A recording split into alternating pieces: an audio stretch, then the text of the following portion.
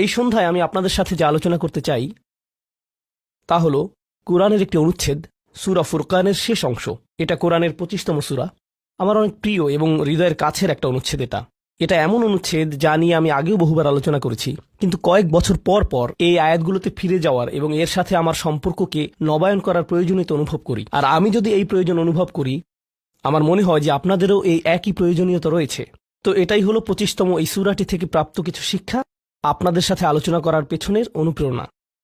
তো এই অনুচ্ছেদে আল্লাহ আযজা জাল্লা আমাদেরকে একটি বিশেষ উপাধি প্রদান করেছেন, আর সেই উপাধিটি হল ইবাদুর রহমান, অবিশ্বাস্য রকম করুণাময় এবং ভালোবাসাময় সত্তার বান্দারা।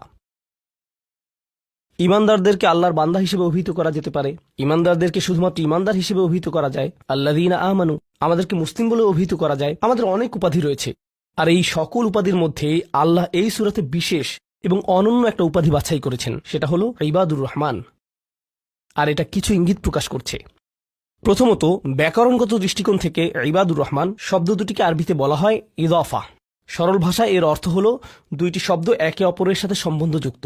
ব্যাকরণগতভাবে দুইটি শব্দ যা একে অপরের সাথে একীভূত হয়ে আছে। আর ব্যাকরণগতভাবে বলা যায় যে মুদাফ এবং মুদাফ ইলাইহির মাঝে কোনো কিছু আসার সুযোগ নেই, তারা অবিচ্ছেদ্য।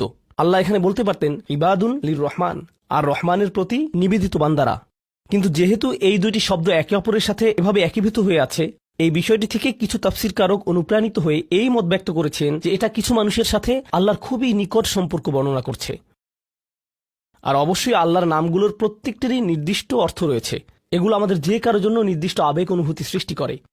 তিনি বলতে পারতেন ইবাদুল্লাহ, আল্লাহর বান্দারা, কিন্তু তিনি তার প্রজ্ঞা দিয়ে দুইটি শব্দ চয়ন করেছেন, ইবাদুর রহমান। তো এই আয়াতে আমাদের এবং আল্লাহর সাথে যে সম্পর্ক বর্ণনা করা হয়েছে তা হলো ভালোবাসা, যত্ন এবং করুণার সম্পর্ক। আমাদেরকে আল্লাহর ভালোবাসা, যত্ন এবং করুণার চাদরে জড়িয়ে নেওয়া হয়েছে।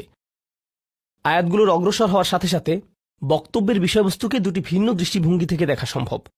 একটি দৃষ্টিভঙ্গি হল কিছু মানুষের বিশেষ কিছু গুণ রয়েছে।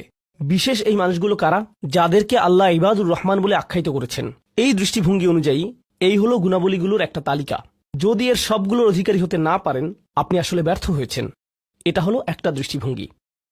তো আমাদের যে কারো জন্য আমরা যদি প্রথম দৃষ্টিভঙ্গির দিকে লক্ষ্য করি, তখন বলবো আমি তো তাহলে অকৃতকার্য হয়ে গেলাম।